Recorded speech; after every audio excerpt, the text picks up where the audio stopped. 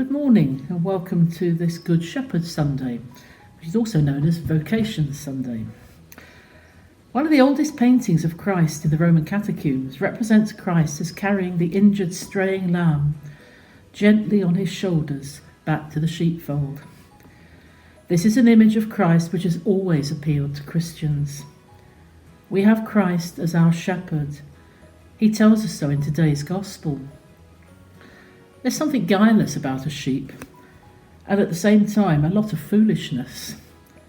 But with Christ as our shepherd, and the good shepherd, who is sincerely interested in the true welfare of his flock, we have reason to rejoice. We are truly fortunate to belong to the sheepfold of Christ, his church. We surely are blessed to have the Son of God as our shepherd, who came among us in order to lead us to the green pastures of heaven. Do we fully appreciate our privileged position? Do we always live up to this heavenly vocation? We know his voice, we know what he asks of us, but do we always listen to that voice? Do we always do what he asks of us? The Good Shepherd knows his sheep, and they know him. There's a mutual bond of love and intimacy between them. That love is compared to the deep and mutual relationship that exists between Jesus and his sheep, and they know him. The Good Shepherd knows his sheep. The Good Shepherd is one who gives his very life for his sheep. He contrasts this commitment to the sheep to his behaviour of the hired ones who flee at the first hint of any danger around them.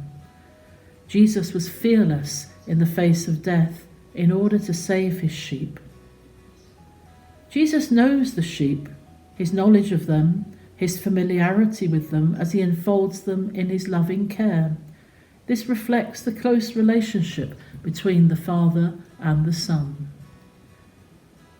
He will bring new members into the fold. The flock of Jesus Christ is not composed of only those who were first called. The mission of the followers of Jesus is limited by no boundaries of race, religion, or origin. The unity of all the children of God is the goal of his coming and the reason for his saving death and resurrection. Our passage ends with a focus on the Lord's free and generous self-giving.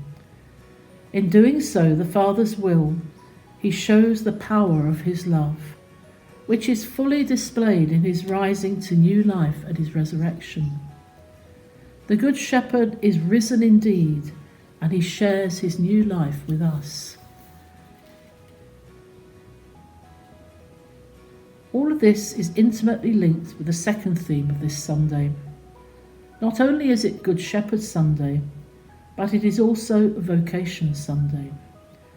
And on this day we are especially asked, first of all, to pray that the church may be provided with the leaders we need to do the work of spreading the gospel and good news. On this day we are especially asked, first of all, to pray that the church may be provided with the leaders needed in its work of spreading the gospel. We know at the present time there is a critical shortage of such leaders, at least in the traditional sense. Priests are religious.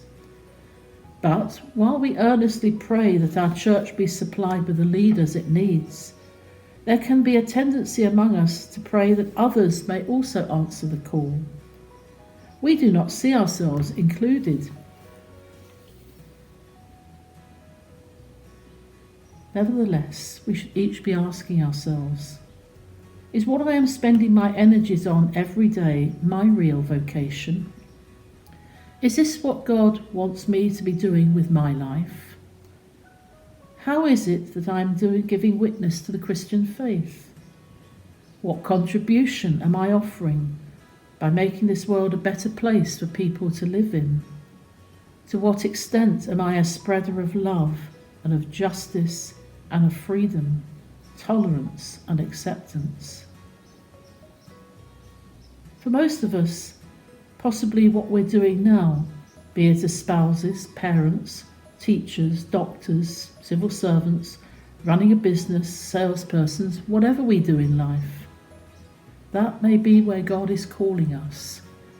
And we have to listen to that call, because whatever we're called to do, He gifts us to be able to go out and follow that calling. Thank you.